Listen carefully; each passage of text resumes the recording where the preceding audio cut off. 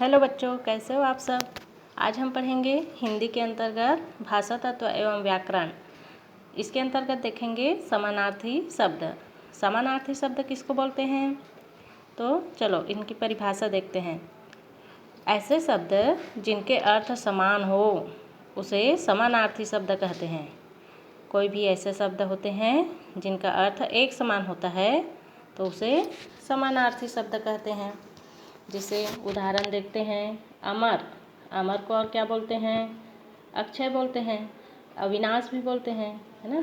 तो अमर बोले या फिर अक्षय बोले, दोनों का अर्थ क्या है, एक समान है, तो इसे ही समानार्थी शब्द बोलेंगे।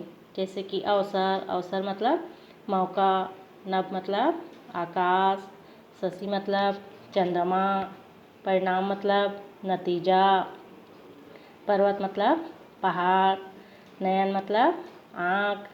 चाहे हम नयन बोले या आँख बोले, दोनों का अर्थ क्या है, एक समान है। दोनों का उपयोग हम नेत्र को बताने के लिए, आँख को बताने के लिए करते हैं। तो ऐसे शब्द को हम समानार्थी शब्द बोलेंगे जिनका अर्थ एक समान होता है।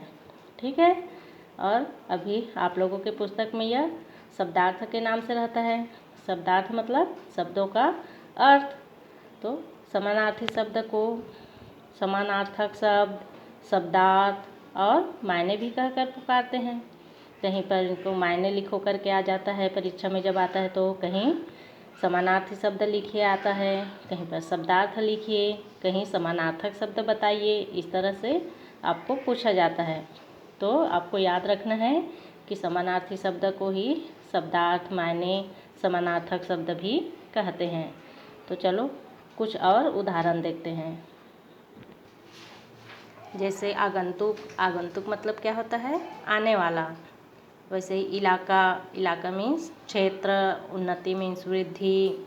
अब उपवन मतलब बगीचा, औषधि मतलब दवा, अंतरिक्ष मतलब आकाश।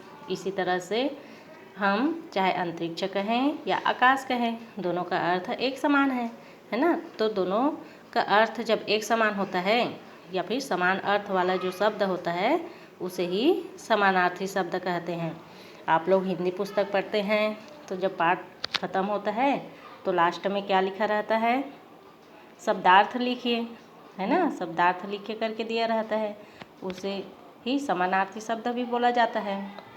तो हम वहाँ पास जो शब्द दिया रहता है उसका अर्थ बताते हैं ना।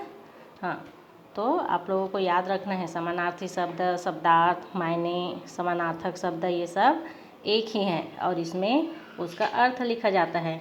अधिकतर बार क्या होता है, हमें अर्थ तो पता रहता है लेकिन जब परीक्षा में पूछा जाता है कि समानार्थी शब्द लिखिए, तो समानार्थी शब्द क्या है उसी को ही हम नहीं जानते रहते हैं।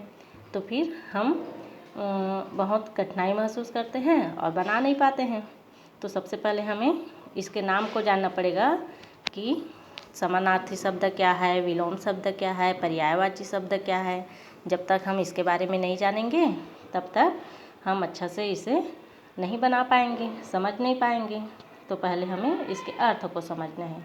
ठीक है बच्चों, समझ में आया? ठीक, थैंक यू।